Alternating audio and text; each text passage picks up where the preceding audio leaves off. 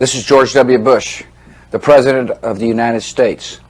At this moment, the regime of Saddam Hussein is being removed from power, and a long era of fear and cruelty is ending. American and coalition forces are now operating inside Baghdad, and we will not stop until Saddam's corrupt gang is gone. The government of Iraq and the future of your country will soon belong to you. The goals of our coalition are clear and limited. We will end a brutal regime whose aggression and weapons of mass destruction make it a unique threat to the world.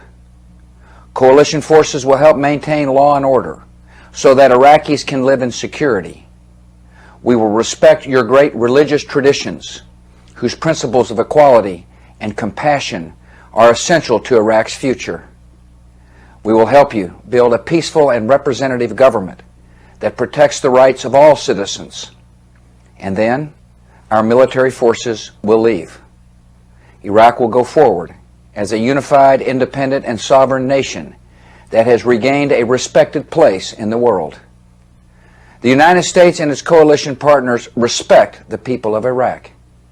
We are taking unprecedented measures to spare the lives of innocent Iraqi citizens. We are beginning to deliver food and water and medicine to those in need. Our only enemy is Saddam and his brutal regime, and that regime is your enemy as well. In the new era that is coming to Iraq, your country will no longer be held captive to the will of a cruel dictator.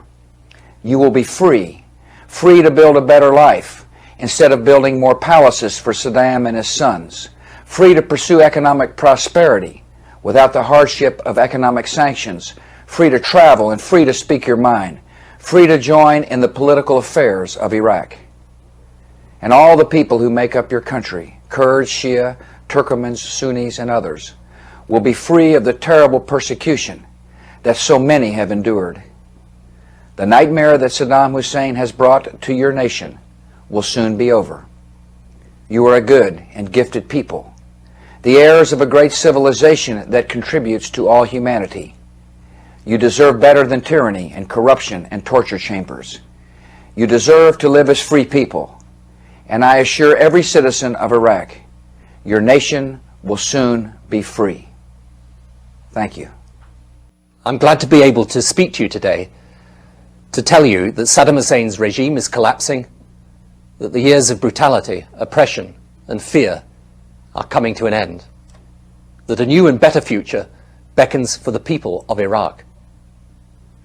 We did not want this war, but in refusing to give up his weapons of mass destruction, Saddam gave us no choice but to act. Now that the war has begun, it will be seen through to the end. We will continue to do all we can to avoid civilian casualties. Our enemy is Saddam and his regime, not the Iraqi people. Our forces are friends and liberators of the Iraqi people, not your conquerors, and they will not stay in Iraq a day longer than is necessary.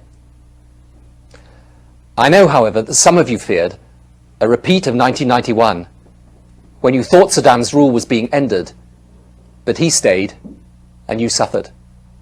That will not happen this time. This regime will be gone and ended. And then we will work with you to build the peaceful, prosperous Iraq that you want and that you deserve. And this Iraq will not be run by Britain, or by the United States, or by the United Nations. It will be run by you, the people of Iraq. Our aim is to help alleviate immediate humanitarian suffering and to move as soon as possible to an interim authority that is run by Iraqis. That in turn will pave the way for a truly representative Iraqi government which respects human rights and the rule of law and spends Iraq's wealth not on palaces and weapons of mass destruction, but on you and the services you need. Saddam Hussein and his regime plundered your nation's wealth. While many of you live in poverty, they lived lives of luxury.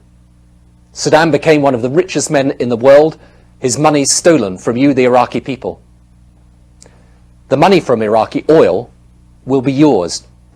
to be used to build prosperity for you and your families. I know too, from my meetings with Iraqi exiles who live in Britain, that you are an inventive, creative people. You should be free to travel, free to have access to independent media, free to express your views, free to develop your culture. My experience of people the world over is that we all want to be able to live our lives in peace and in security. We all want to give our families the chance of a decent life and future. For years, that chance has been denied to you. Millions of your countrymen and women have been forced to leave. Many thousands have been murdered, tortured, brutalized by the regime. Now we want to give you the chance to rebuild your country, to rebuild your lives, to give your families a chance of that better future. So it is in the spirit of friendship and goodwill that we now offer our help. Thank you.